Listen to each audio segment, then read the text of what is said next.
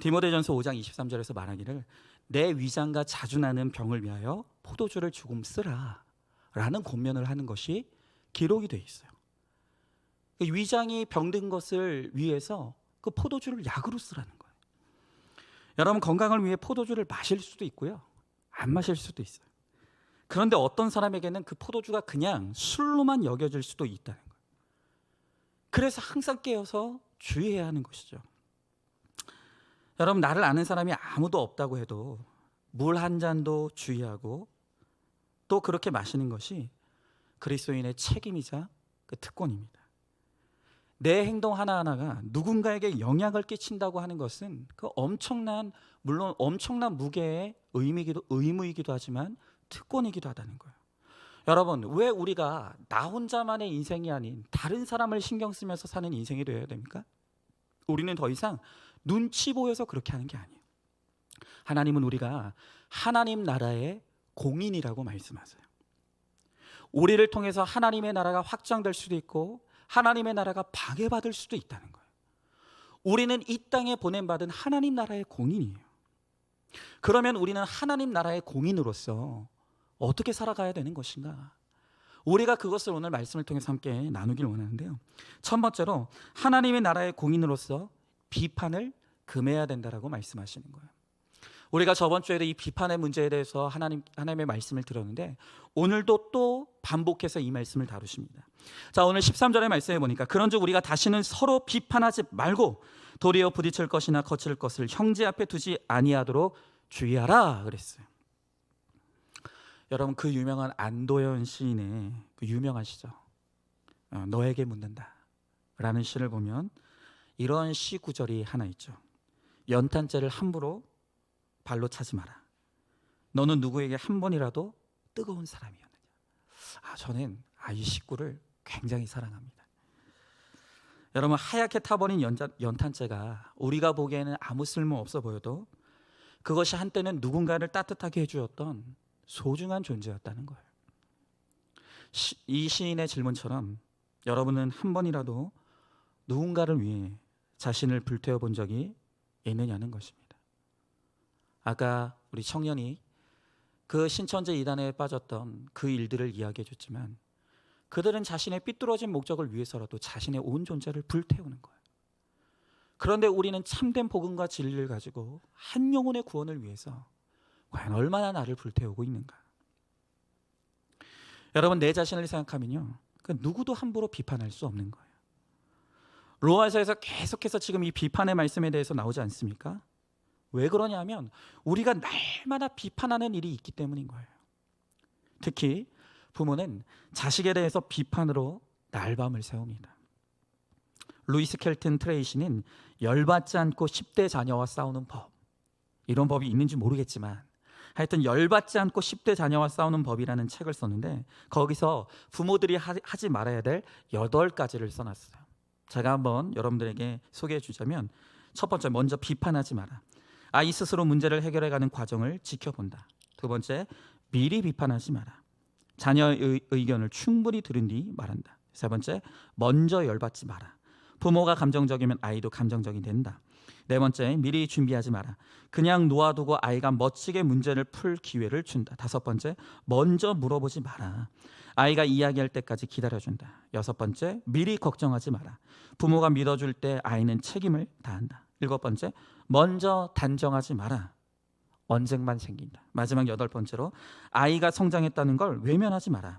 자녀는 독립적인 인격체이다. 지금 이 8가지 중에서도 이 자녀에 대해서 부모가 하지 말아야 될 가장 첫 번째가 뭐냐 하면 비판하는 것이라는 거예요. 여러분, 비판과 분별의 결정적인 차이가 뭐라 그랬습니까? 사랑이라 그랬어요. 사랑 없이 하는 말은 비판이고 사랑 없이 하는 것이 사랑을 가지고 하는 것이 분별인 것이에요. 여러분, 자녀를 사랑해서 하는 말이 다 나쁘다는 말이 절대 아닙니다. 당연히 자녀를 위해서 부모가 얼마든지 의견을 이야기할 수 있습니다. 하지만 오로지 내 욕심과 편견으로 하는 것은 오로지 내 자녀들에게 상처가 되는 거예요. 자녀의 뜻과 상관없이 넌 운동하면 안 돼. 넌 음악을 해야 돼. 혹은 내 친구 아무개는 너한테 도움이 안 돼. 야, 너는 왜 밤낮 그러니? 좀 엄마 아빠 말 좀 잘 들어. 이런 정말 날카로운 비판을 담은 그런 말들이 이 자녀들에게 거칠 것이 된다는 것이에요. 여러분, 나의 말 한마디, 행동 하나가 부딪히는 것과 거치는 것이 된다는 것을 알고 이 비판하는 것을 그만둬야 되는 거예요. 여러분, 부딪히는 것은 내가 의도하진 않은 어떤 말이나 행동에 의해 부딪히는 경우에, 이 거치는 것은 의도적으로 장애물을 만드는 말이나 행동인 것이에요. 여러분, 이렇게 가족 관계를 포함한 모든 관계에서 부딪힘이 없게 하는 비결은 이 비판을 멈추는 것이라는 거예요. 여러분, 비판하는 것으로 사람을 바꿀 수 있으면 하세요. 그런데 정말로 그 비판하는 것을 통해서 사람이 바뀌던가요? 여러분 자신을 보면 알잖아요. 여러분, 얼마나 잘하면서 부모님들에게 꾸중 많이 들었습니까? 얼마나 사람들에게 많은 비판을 받습니까? 그런데 여러분, 바뀌었습니까? 안 바뀌잖아요. 그것은 오로지 내 안에 상처를 만들고 거치는 것이 되고 아프게 만든다는 거예요. 그러면 그것을 멈춰야 되는 것이죠. 의도하지 않은 부딪힘이든 의도적인 거침이든 상대방을 비판하는 말과 행동 때문에 갈등이 일어나는 거예요. 자, 오늘 14절의 말씀에 보니까 내가 주 예수 안에서 알고 확신하노니 무엇이든지 스스로 속된 것이 없으되 다만 속되게 여기는 그 사람에게는 속되니라 그랬어요. 여러분, 우리가 주 예수 안에서 알고 확신한다는 것은 그냥 단순한 신념이나 철학이 아니에요. 주님과의 인격적인 만남을 통해서 얻어지는 체험적인 지식이라는 것입니다. 여러분, 주님과의 인격적인 만남의 체험을 하지 못한 사람들은 모든 것이 속된 거예요. 잘 돼도 그게 다 내 힘으로 된 줄 알고 그것을 속된 것으로 만들고, 힘들면 이럴 수 없다라고 하면서 하나님을 속되게 하는 거예요. 여러분, 이 세상 모든 만물은 모두 하나님이 지으셨기에 스스로 속된 것은 아무것도 없어요. 내게 찾아오는 환경도 어떤 사건도 하나님이 주신 것을 알면 속된 것이 아닌 것이래. 그것을 알고 확신하는 것이, 그것이 바로 바른 믿음이라는 거예요. 오늘 15절 말씀, 20절 상반절 말씀 보니까 만일 음식으로 말미암아 내 형제가 근심하게 되면 이는 내가 사랑으로 행하지 아니함이라. 그리스도께서 대신하여 죽으신 형제를 내 음식으로 망하게 하지 말라. 음식으로 말미암아 하나님의 사업을 무너지게 하지 말라. 만물이 다 깨끗하니라 그랬어요. 오늘 성경은 만물이 다 깨끗하다고 말씀하시면서 특별히 먹는 문제, 음식에 대한 이야기를 계속해서 언급합니다. 음식은 인간이 삶을 영위하는 가장 기본적인 일이고 매일 하는 일상적인 일입니다. 그런데 그러한 사소한 일로 형제를 근심하게 만들고 하나님의 사업을 무너지게 만들 수 있다는 거예요. 여러분, 근심한다는 말은 다시 말하면 상처를 받았다는 말이에요. 내가 사랑해야 될 내 앞에 형제가 나 때문에 상처를 입는 것은 결국엔 내 안에 사랑이 없기 때문인 거예요. 우리는 늘 그런 말을 합니다. 너 잘 되라고 하는 거야. 다 너를 위해 하는 거야. 그런데 왜 상대방은 자꾸 상처받죠? 사랑이 없기 때문이에요. 사랑으로 하지 않기 때문이에요. 오늘 형제를 내 음식으로 망하게 하지 말라는 것은 먹는 문제로 형제에게 상처 주지 말라는 거예요. 여러분, 내가 잘 먹고 잘 사는 것 때문에 형제에게 상처가 될 수 있다는 것을 알고 있습니까? 여러분, 그러므로 부자일수록 겸손하지 않으면요, 그 존재 자체가 가해자가 될 수 있어요. 그로 인해서 하나님의 사업, 천하보다 귀한 영혼, 구원의 사역이 무너질 수 있다는 거예요. 아, 우리 부부 사이는 너무 좋아. 우리 부부는 서로를 너무 사랑해. 그런데 내 옆에 이혼으로 가슴 아파하는 형제 자매가 있어요. 그러면 내가 부부관계가 좋은 것 때문에 그들에게는 그것이 상처가 될 수 있다는 거예요. 삼가 조심해야 되는 것이죠. 여러분, 왜 그렇습니까? 우리는 하나님 나라의 공인이라고요.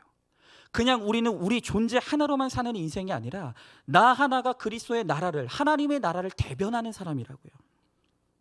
그러므로 내가 잘 먹고 잘 사는 것 때문에 네가 왜 상처받아? 아니 우리 부부가 서로 사랑하고 좋다는데 네가 무슨 상관이야? 이렇게 하면 안 되는 거예요. 외국의 어느 교회에서 있었던 일이에요. 어느 자매가 교회 주차장을 지나가 담임 목사님을 봤어요. 너무 반가워가지고 이 자매가 담임 목사님을 향해서 손을 막 흔들었어요. 그런데 자매가 생각하기에 분명히 목사님이 나를 봤어요. 그런데 우리가 눈을 마주친 것 같은데 목사님이 차를 타더니 그냥 가버리는 거예요.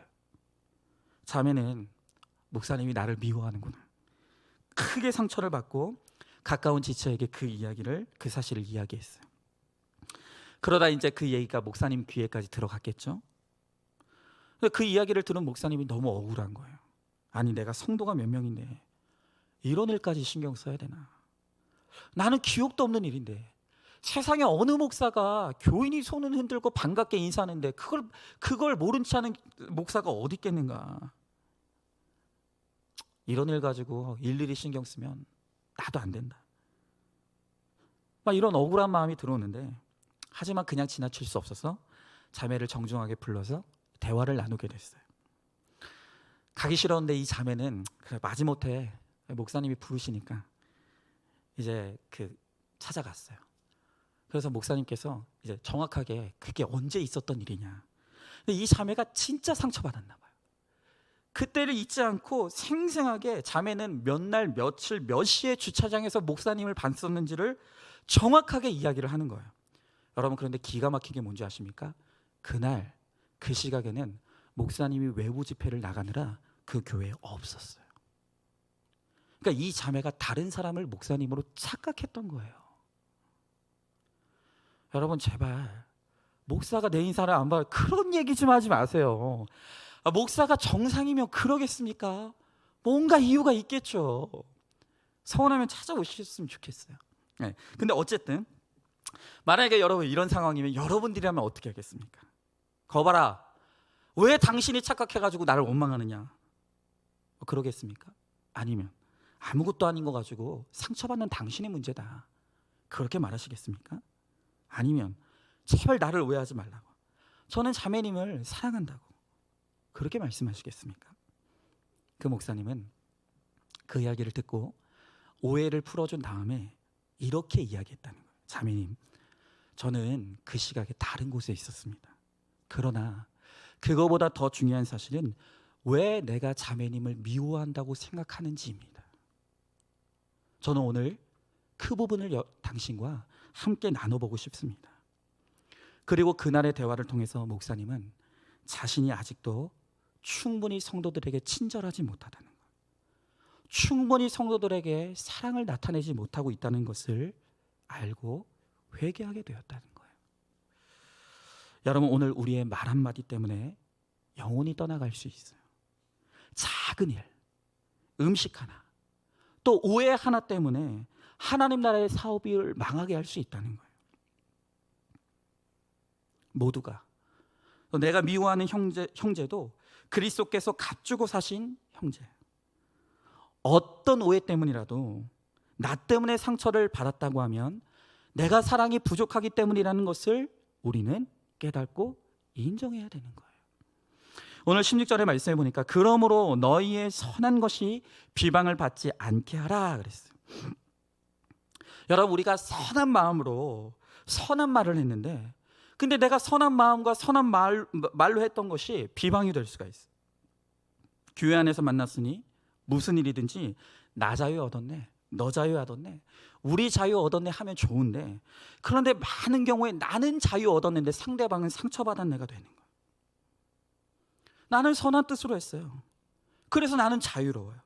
그런데 연약한 누군가는 나의 자유함으로 했던 그 말, 내가 자유함으로 했던 그 행동 때문에 실족할 수 있다는 거예요. 우리의 자유함은 연약한 자들을 위해서 자발적으로 내 자유를 제한하는 데까지 갈 때 그것이 진정한 자유예요. 여러분, 나는 자유해졌다고 아무 말이나 하고 아무 행동이나 한다고 그게 자유가 아니에요.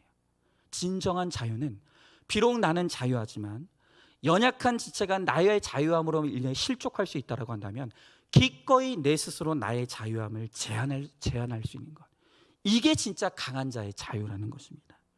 질문해 보시죠. 나의 성실한 봉사와 열심이 여건이 안 돼서 봉사하는 지체에게는 거침이 될 수 있다는 것을 생각해 봤습니까? 한다고 생색내고 못한다고 낙심하면서 교회 봉사를 속된 것으로 만들고 있지는 않습니까? 선한 일이 비방받지 않도록 상대방의 입장과 처지를 잘 살피고 있습니까? 자, 두 번째로 하나님 나라의 공인의 특권은 손해보는 것입니다. 자, 17절의 말씀에 보니까 하나님의 나라는 먹는 것과 마시는 것이 아니요 오직 성령 안에 있는 의와 평강과 희락이니라 그랬어요. 여러분, 모여서 비싼 요리 먹고 술 마시면 희락이 있습니까? 이번에 이태원에서 그렇게 지금 확진자가 여러 명이 터져 나오고 있는데, 그 금요일 밤에 그 많은 청년들이 자신의 몸을 불태우면서 거기서 희락을 얻기 위해서 이 엄중한 시기에 그냥 밀집해서 그렇게 있다는 얘기를 들었어요. 그들은 거기에 희락이 있다고 그렇게 느끼는 거예요. 그러나 인생의 즐거움은 먹고 마시는 것에 있지 않아요. 맛있는 음식을 먹고 술을 마시고 유흥을 즐기는 이 모든 것보다 더한 기쁨이 하나님 나라에 있다는 거예요. 암에 걸려 제대로 먹지 못하고 사업이 망해서 술 마실 일이 없어도, 당장 먹고 먹을 것이 없어도 하나님 나라를 아는 자는 오직 성령 안에서 의와 평강과 희락이 있다고 말씀하시는 거예요. 세상이 모르는 기쁨이 있는 것입니다. 오늘 18절 말씀해 보니까 이로써 그리스도를 섬기는 자는 하나님을 기쁘시게 하며 사람에게도 칭찬받느니라 그랬어요. 우리들 교회 한 집사님이 집을 장만하게 됐대요. 근데 이제 집을 파는 그 원래 집주인이 내가 실제 가격보다 낮은 가격으로 계약서를 써주겠다고 한 거예요. 그거 다운 계약서 맞죠? 맞죠? 이성란 집사님. 어떻게 그렇게 잘하시지? 네, 어쨌든 한 거예요. 얼마나 좋아요. 세금을 줄일 수 있잖아요. 너무 고마운 거예요. 그래서 이제 판매자의 제안대로 계약서를 작성하고 이제 거래를 이제 하기만, 이제 계약서를 쓰기만, 이제 거래만 하면 되는데, 이제 바빠서 신고를 못 하다가 일주일이 지난 거예요. 그 주일날 하나님께서 이 집사님을 너무 사랑하셨어요. 그래서 그날 예배의 말씀을 듣는데, 그날 말씀이 뭐라고 했냐면 위의 권세에게 복종하라 하면서, 그것이 하나님의 명령인데 그 위의 권세에 복종하는 가장 중요한 적용이 바로 세금을 잘 내는 것이다. 우리가 몇 주 전에 이 말씀 다뤘던 거 기억나시죠? 세금 잘 내는 것이다 라는 설교를 이분이 듣고 만 거예요. 말씀을 듣는 순간 너무 마음이 불편한 거예요. 오늘 예배 안 드릴 걸. 왜 하필 이런 때 이런 말씀을 하는 거야. 일주일 내내 낮이나 서나 갈등이 되는 거예요. 그래, 내가 세금 덜 낸 돈 가지고 11조 잘해야지 라는 생각도 해보았지만, 과연 그렇게 번 돈을 가지고 한 11조를 하나님이 기뻐 받으시겠는가? 그것도 아닌 거예요. 아무튼 이러지도 저러지도 못하고 일주일 내내 고민하면서 이 집사님은 왜 세금 잘 내는 것이 최고의 순종이라고 했는가, 이게 이해가 된 거예요. 그래서 이 집사님이 힘들지만 죽음에 이르는 이 심정의 순종으로 집을 판 사람에게 찾아갔어요. 그리고 선생님, 계약서를 다시 써야겠습니다. 그냥 실제 가격으로 작성해 주십시오 라고 했습니다. 이분이 이해를 못하는 거예요.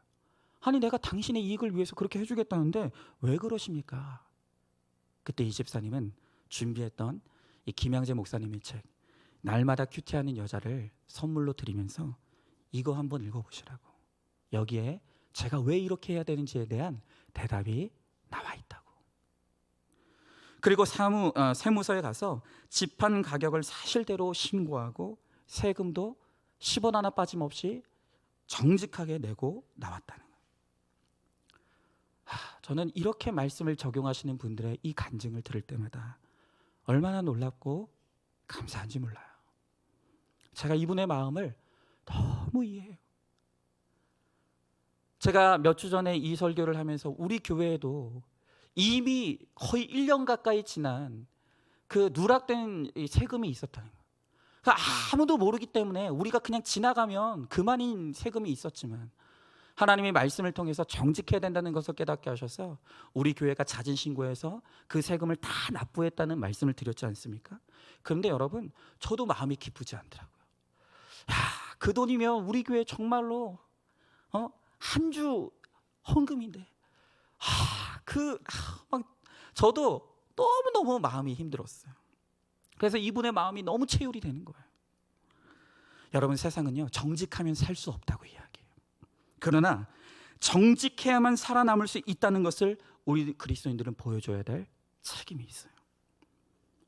하나님을 기쁘시게 하는 사람은 사람에게도 칭찬받게 되어 있다는 것입니다. 여러분, 그리스도인들은 기쁘게 손해봐야 돼요. 가정에서든 직장에서든 모두가 하기 싫어하는 일을 믿는 우리가 기꺼이 그것을 감당해야 된다는 거예요. 기쁘게 손해보고 기쁘게 희생하며 하나님과 사람에게 칭찬받는 자가 될 때 우리가 하나님 나라의 공인으로서 우리를 통해 하나님의 나라가 세워져 가는 것이에요. 자, 한번 질문해 보시죠. 동창회 개모임 또 각종 행사에 평강과 희락이 있다고 생각하십니까? 빚을 갚기 위해 먹고 싶은 것, 입고 싶은 것을 참았을 때 스스로 대견하게 여겨지는 기쁨을 느낀 적이 있습니까? 지출을 줄이고 모임을 줄이면 사람들과 멀어질 것 같아도 정직하고 성실하게 사는 모습을 보여줄 때 사람에게도 인정받고 칭찬받는다는 것을 알고 있습니까? 자, 마지막 세 번째로 하나님 나라의 공인의 자격은 바로 믿음입니다. 자, 19절부터 21절의 말씀입니다. 그러므로 우리가 화평의 일과 서로 덕을 세우는 일을 힘쓰나니 음식으로 말미암아 하나님의 사업을 무너지게 하지 말라. 만물이 다 깨끗하되 거리낌으로 먹는 사람에게는 악한 것이라. 고기도 먹지 아니하고 포도주도 마시지 아니하고 무엇이든지 내 형제로 거리끼게 하는 일을 아니함이 아름다우니라 그랬어요. 여러분, 화평은 또 하나님의 나라는 큰 것이 아닌 작고 사소한 것으로도 무너질 수 있다고 했습니다. 먹는 것 하나, 마시는 것 하나 때문에 형제에게 꺼리낌이 되고 하나님의 사업이 무너질 수 있다는 거예요. 마셜 프레디가 집필한 미국의 흑인 해방 운동을 이끌었던 이 마틴 루터 킹 목사의 전기가 있어요. 그 책을 보면 마틴 킹 목사가 저격을 당했을 당시에 그의 손에 이 구겨진 담뱃값이 지워져 있었다고 합니다. 이 평소 사람들 앞에서는 이 마틴 루터 킹 목사님이 절대 담배를 피우는 모습을 보이지 않았기 때문에 당시 옆에 있던 사람이 서둘러서 그 손에 쥐어져 있던 담뱃값을 치웠다는 거예요. 여러분, 그렇다면 우리는 마틴 루터 킹 목사님을 비판해야 될까요? 실제로 이 킹 목사님이 담배를 피웠는지 안 피웠는지는 잘 모르겠어요. 그러나 담배를 피웠다고 해도 그것 때문에 킹 목사님의 믿음과 희생이 의심을 받으면 안 된다고 생각합니다. 하지만 그 당시에 킹 목사님의 영향력이 너무나 컸기 때문에, 그리고 그분의 손에 담뱃값이 쥐어져 있다는 것 때문에 실족할 사람들이 많이 있었기 때문에 그 담뱃값을 치운 것은 연약한 자를 꺼리끼지 않게 하기 위한 저는 방법이었다고 생각을 해요. 22절부터 23절의 말씀에 보니까 내게 있는 믿음을 하나님 앞에서 스스로 가지고 있으라. 자기가 옳다 하는 바로 자기를 정죄하지 않는 자는 복이 있도다. 의심하고 먹는 자는 정죄되었나니 이는 믿음을 따라 하지 아니하였기 때문이다. 믿음을 따라 하지 아니하는 것은 다 죄니라 그랬어요. 여러분, 하나님은 율법이 아니라 믿음으로 우리를 비판하세요. 믿음으로 하는 것은 모든 것이 가합니다. 그러나 믿음으로 하지 않는 것은 어떤 것도 죄가 되는 거예요. 여러분, 결혼해도요 옳고 그른 것은 없습니다. 결혼을 해도 믿음으로 하지 않으면 죄예요. 또한 결혼을 하지 않고 독신으로 살아도 그 믿음으로 하지 않는 것은 죄인 것이에요. 취직도 믿음으로 해야 되고 또 믿음으로 이사해야 되고 믿음으로 공부도 해야 되는 거예요. 제가 얼마 전에 우리 교회 목자님 중에서도 한 분이 이제 이사해야 되는 문제가 생겼어요. 교회 가까운 곳에 살다가 이제 교회에서 먼 곳으로 이사를 가느냐 마느냐 이제 이런 문제로 했는데, 이분이 공동체에도 묻고 치열하게 말씀으로 묵상하는 가운데 이제까지 그저 교회 옆에만 고집하는 것이 믿지 않는 내 가족들에게는 독선으로 비춰질 수 있었다는 것을 깨닫게 되셨어요. 그러면서 그래, 나 하나가 희생해서 조금 거리와 멀어질지라도 내가 부지런한 교회를 다니면 되는 것이고, 그 대신 나의 희생으로 나의 식구들이 정말 하나님을 알기를 원하는 그 믿음으로 이번에 조금 더 교회에서 먼 곳과 이사를 했어요. 여러분, 그렇다라고 한다면 그것은 가한 것이에요. 그 옳은 것이. 그저 옳고 그름으로 교회 가까운 곳에 있으면 믿음 좋은 사람이고 교회 먼 곳에 있으면 믿음 나쁜 사람이고, 이게 아니라는 거예요. 하나님은 믿음으로 우리를 판단하신다는 거예요. 여러분, 그렇다면 하나님 나라는 도대체 누가 세웁니까? 어떤 사람이 하나님 나라를 세웁니까? 오늘 마지막으로 직장암으로 투병하고 있던 한 자매의 큐티 나눔을 나누죠. 거예요. 이 자매가 큐티했던 본문의 말씀이 빌립보서 2장 17절의 말씀이에요. 만일 너희 믿음의 재물과 섬김 위에 내가 나를 전제로 드릴지라도 나는 기뻐하고 너희 무리와 함께 기뻐하리니. 오늘 이 말씀을 가지고 묵상한 나눔이에요. 한번 들어보시죠. 지금까지도 그렇게 살아왔었고 현재도 암이라는 감옥 안에 갇힌 신세로 이보다 더 비참할 수 없는 지경까지 내몰린 상황이지만, 언제 어떻게 죽을지도 모르는 그런 현실이지만, 말씀을 통해 아직도 너를 위해 전제로 나를 드릴 것이 남아있다고 하는 이 바울의 기막힌 사랑의 철창의 노래를 하고 있는 이 바울을 경외심을 가지고 바라봅니다. 내가 나를 전제로 드릴지라도의 오늘의 말씀은 그런 까닭에 한없이 저의 가슴을 뭉클하게 했고, 지금 제가 걸어가는 길 또한 하나님께서 부족하지만 나를 전제로 드리며 나아가는 길은 아닐까 하는 그런 생각을 하게 되었습니다. 누차 말씀드려도 모자랄 지난날의 제 삶은 형편없었던 수준 미달의 인생이었습니다. 그러나 그 길을 오고 가다 만난 많은 분들 가운데 알게 모르게 저를 위해 전제로 자신의 몸을 희생하여 주셨던 분들이 계셨기에 이렇게나마 제가 살아올 수 있지 않았나 생각합니다. 그 믿음의 지체들은 제 곁에서 전제가 되어 진한 사랑을 퍼부어 주고 계십니다. 기도의 전제, 말씀의 전제, 공교의 전제, 안아주시고 울어주시고 흘려주신 그 눈물 방울들이 제 가슴에 얼마나 많은 기쁨을 솟아나게 하여 주시는지요. 그러므로 저는 깨닫습니다.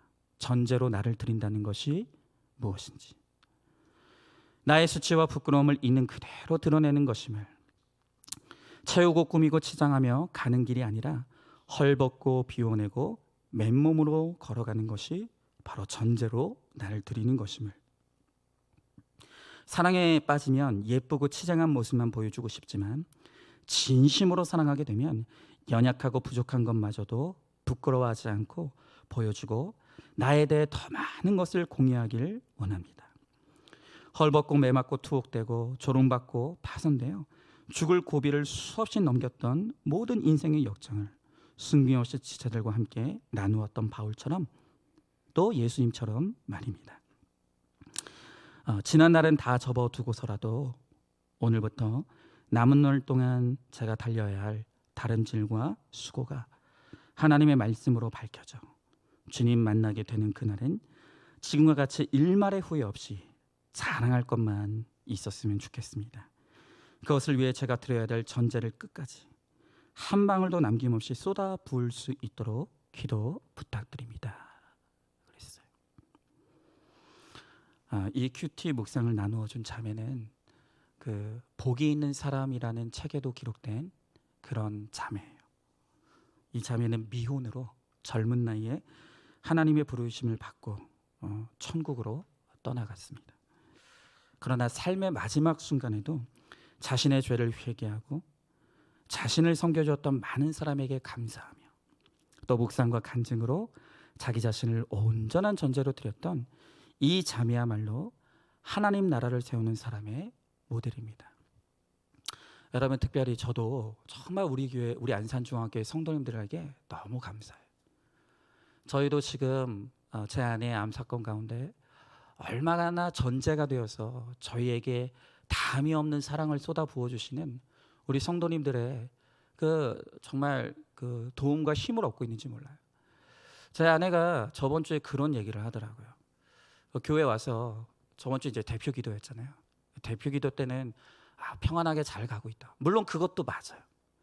그러나 한쪽 마음에서는 늘 내가 암에 걸렸다는, 그리고 수술 이후에 나의 삶이 어떻게 변할지 모른다라고 하는 이런 마음의 무거움과 두려움이 있어요. 그런데 이런 것들을 내 안에 있는 이 솔직한 평안함도 있지만 또한 동시에 두려움도 있는 이 내 마음의 갈등을 저번 주에 성도님들에게 막 다 오픈했다는 거야. 무섭다고, 힘들다고, 스트레스도 받는다고. 그러면서 저희 집사람이 하는 말이 뭐냐면 내 속에 있는 걸 다 드러내고 나누니까 눈물이 안 난다고. 눈물이 안 난다고. 그걸 감추고 아무렇지도 않은 척하고 막 그러려고 하면은 더 힘들 것 같은데, 그런데 우리 안산중앙교회에서는 사모라도 그것을 오픈하고 나누고, 그리고 그걸 듣는 성도들이 야, 어떻게 목회자 가정에서 저런 일이 일어나냐, 이게 아니라 그러시냐고, 그럴 수 있다고, 나도 그랬다고, 그렇게 체휼해주고 공감해주는 그런 우리 성도님들이 전제가 되어서 위로해주고 공감해주는 그것을 통해서 저희 아내가 또 저도 또 저희 가정이 정말 씩씩하게 지금 이 길을 잘 걸어가고 있어요. 어떤 분들은 위로로, 어떤 분들은 공감으로, 또 어떤 분들은 자신의 경험을 나누어 주시고, 또 어떤 분들은 또 자신의 전문적인 어떤 그 지식을 가지고, 우리 청년들 중에서 또 우리 고대병원에 있는 우리 청년 있지 않습니까? 우리 간호사 청년이 있는데 그 청년 또 전화 걸어줘가지고 사모님 내가 많이 봤는데 그거 괜찮은 거라고, 용기 내시라고 또 이렇게 전화해줘가지고 필요한 게 있으면 내가 언제든지 달려갈 테니까 부르시라고. 그래가지고 대기조로 내리겠다고 약속해줬어요. 얼마나 감사한지 모르겠어요. 그래서 저는 우리가 전제와 같이 부어주시는 우리 성도님들의 담이 없는 그 아낌없는 사랑이 우리 가운데 쏟아져 부어지고 있구나. 우리가 그 힘으로 지금 이렇게 갈 수 있는 것이구나. 그러면서 또 하나 다짐하는 것이, 나도 정말 전제와 같이 내가 받는 이 사랑을 우리 교회 성도님들에게 나누어 줘야겠다. 그래서 어제 이제 교육자 모임을 하는데 여러분, 제가 이제 제 아내가 병원에 뭐 많이는 아니지만 몇 번 입원을 했었는데 첫째 낳을 때도 금요일 날 출산했어요. 제가 부목사 시절이었기 때문에 안 빼줘요. 그래서 첫째 낳았을 때도 병원에 있을 때 혼자 있고, 그 아이를 낳은 몸으로 퇴원 수속도 저희 집사람이 혼자 다 했어요. 둘째를 낳았을 때는 또 우리 교회에 있었지만 12월 24일이었어요. 크리스마스 이브, 그 다음 날은 크리스마스 막 하느라고 우리 집사람 눈물 흘리면서 혼자 널브러져 있었어요. 그리고 이제 또 그렇게 하면서 제가 한 번도 옆을 지킨 적이 없어요.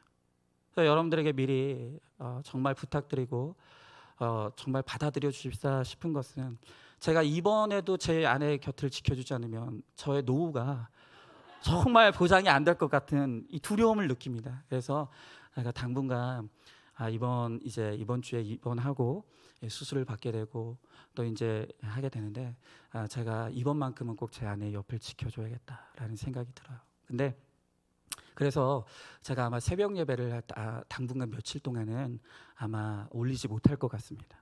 근데 그 얘기를 이제 우리 교역자 모임에서 어제 했더니 교역자 중에 한 분이 뭐라고 하냐면, 목사님 괜찮다고, 저희가 잘하겠다고. 근데 목사님 간단하게 병상에서 이제 느끼고 깨달으시는 거 있으면 간단하게 거기서 녹음하셔가지고 그거라도 올려주시라고.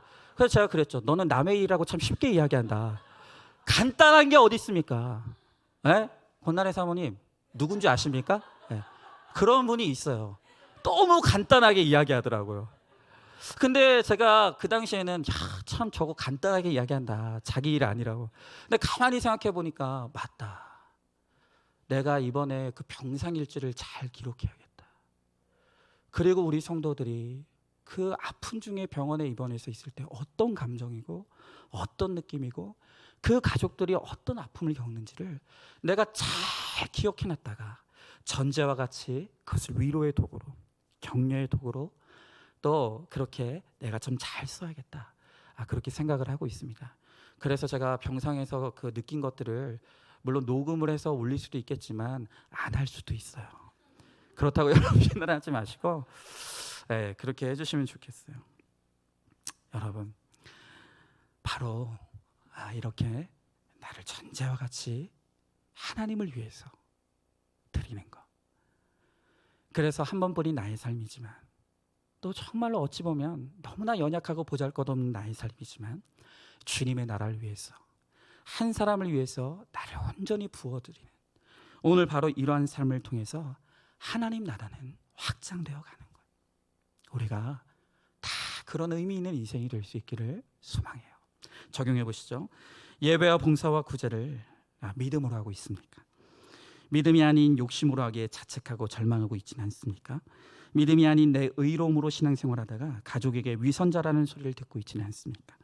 그럴 때 낙심하지 않고 나 같은 죄인을 살리신 주님의 은혜를 고백하며 믿음의 능력을 증거하고 있습니까? 이제 말씀을 마칩니다. 오늘 주님께서 우리들에게 하나님 나라를 세우는 사명자로 우리를 이 땅에 부르셨다고 말씀하십니다. 우리는 하나님 나라의 공인이에요. 이제는 더 이상 나 혼자 잘 먹고 잘 사는 인생으로, 이기적인 사람으로 살다가 가는 인생 되라고 하나님이 우리를 부르신 것이 아니라는 거예요. 나의 사소한 것 하나도 그것을 통해 하나님이 드러나실 수도 있고 하나님이 가려질 수도 있는 거예요. 그것은 어찌 보면 매우 무거운 의무이고 책임이기도 하지만, 그러나 나 같은 사람이 뭔데, 나 같은 인생이 뭐라고 하나님께서 그런 영광스러운 직분을 허락하시고 나를 통해서 일하시겠다고 말씀하시는 하나님의 은혜를 생각할 때 우리가 그 사명을 기쁘게 받아들일 수 있길 원해요. 정말로 우리 사랑하는 안산중학교의 성도님들이 여러 모양으로 전제와 같이 사랑을 쏟아부어주는 그 은혜를 통해서 이 목사의 가정이 정말 이 고난의 시간들을 씩씩하게 잘 걸어가고 있습니다. 그리고 결단하기는 저도 제가 받은 사랑을 우리 안산중학교의 성도님들을 위해서, 또 하나님의 나라를 위해서 아낌없이 쏟아붓는 그러한 인생이 될 수 있기를 소망합니다. 그러나 우리의 힘으로 될 수 없어요. 우리의 능력으로 될 수 없어요. 우리에게는 그런 사랑이 없습니다. 그것조차도 오직 하나님이 주신 은혜와 성령의 능력으로만 우리는 그렇게 살 수 있는 거예요. 하나님, 비록 내 힘으로는 할 수 없지만, 그러나 주님이 주시는 힘이라면 우리가 그것을 감당할 수 있을 줄 믿습니다. 주님, 우리들에게 힘을 주시고 용기를 주시고 믿음을 주셔서 주님이 주신 은혜의 힘으로 하나님 나라의 공인으로서 하나님의 나라를 확장하고 그것을 누리며 날아갈 수 있도록 하나님 우리를 사용하여 주시옵소서. 오늘의 시간 성령이 오셨네. 우리 같이 함께 찬양하겠습니다.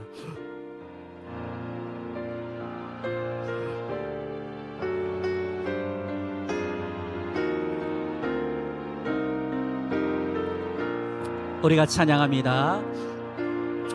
허무한 시절 지날 때, 깊은 한숨 내쉴 때, 그런 풍경 보시며 간식하는 분이 있네. 그와 같이 너희를 버려두지 않으리. 내가 너희와 영원히 함께하. 우리 한 번 더 찬양합시다. 억눌린 자 갇힌 자, 억눌린 자 갇힌 자, 자유함이 없는 자, 피난처가 되시는 성령님 계시네. 주의 영이 계신 곳에 참 자유가 있다네. 진리의 영이신 성령이 오셨네. 성령이 오셨네. 성령이 오셨네. 성령이 오셨네. 내 주에 보내신 성령이 오셨네. 우리 인생 가운데 친히 찾아오셔서 그 나라 꿈꾸게 하. 우리 한 번 더 찬양합니다. 허무한 시절 지날 때, 허무한 시절 지날 때, 깊은 한숨 내쉴 때, 그런 풍경 보시며 간식하는 분이 있네. 그와 같이 너희를 버려두지 않으리. 내가 너희와 영원히 함께가. 우리 고백합시다. 억눌린 자 갇힌 자 자유함이 없는 자, 억눌린 자 갇힌 자 자유함이 없는 자, 피난처가 되시는 성령님께. 그렇습니다. 아멘. 주의 영이 계신 곳에 참 자유가 있다네. 진리의 영이신 성령이 오셨네. 우리 시간 고백합시다. 성령이 오셨네. 성령이 오셨네. 성령이 오셨네. 내 보내신 성령이 오셨네. 우리 인생 가운데 주님 찾아오셔서 그 나라 꿈꾸게 우리 마지막으로 찬양합니다. 성령이 오셨네. 성령이 오셨네. 성령이 오셨네. 내 주에 보내신 성령이 오셨네. 우리 인생 가운데 주님 찾아오셔서 그 나라 꿈꾸게 하시네.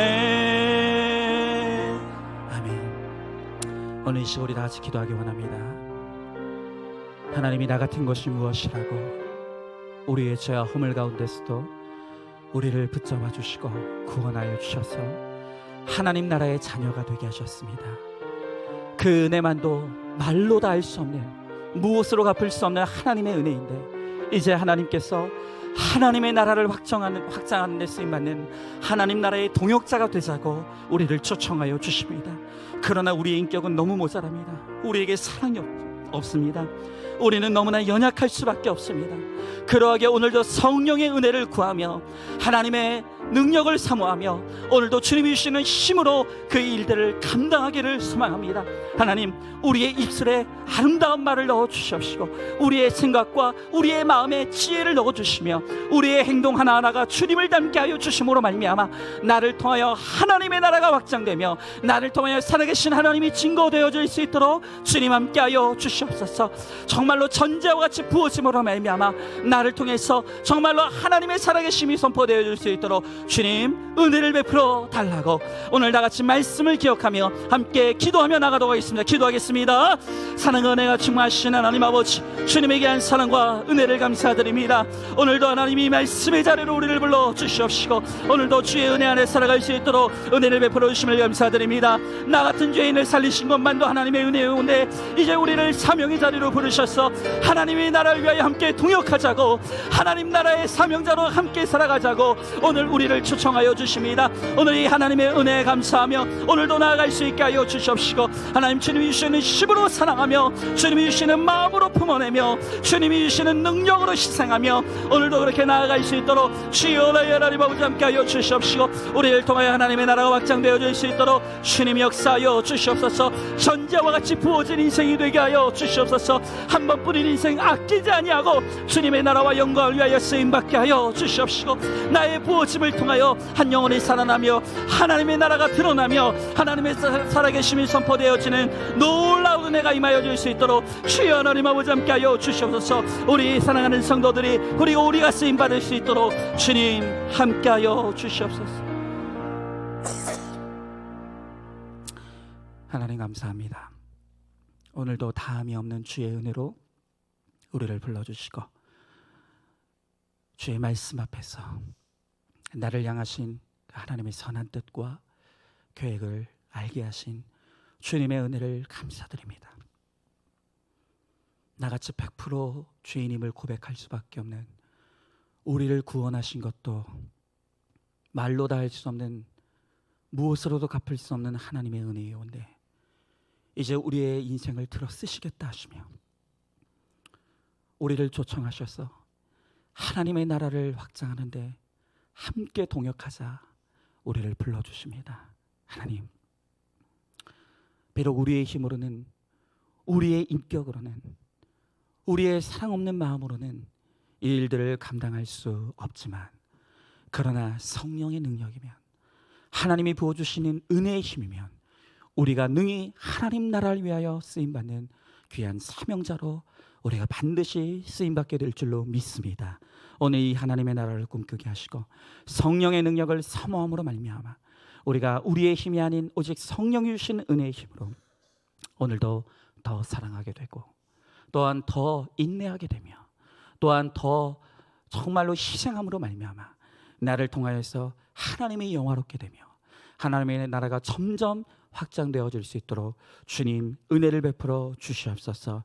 정말로 오늘 이 목회자의 가정에 말로 다 할 수 없는 연약함일 수밖에 없는 사건이 찾아왔으나 우리 안산중학교의 성도들의 다함이 없는 그 전제와 같이 쏟아부어 주시는 사랑과 위로와 격려로 이렇게 고난의 길을 잘 걸어갈 수 있도록 은혜 베풀어 주심을 감사드립니다. 하나님 아버지, 정말로 저희에게 주신 이 고난을 통해 더욱 내가 할 수 있는 것이 없음을 고백할 수 있게 하시고, 또한 하나님의 은혜만을 바라보며 나아감으로 말미암아 이 고난을 통과한 후에 또한 정말 우리 목회자의 가정이, 저희 가정이 더욱더 전제와 같이 우리에게 맡겨주신 그 귀한 성도님들을 위해, 우리 안산중학교회를 위해, 또 하나님의 나라를 위하여서 정말 아낌없이 쏟아부어지는 하나님 그러한 인생이 될 수 있도록 주님 은혜 베풀어 주시옵소서.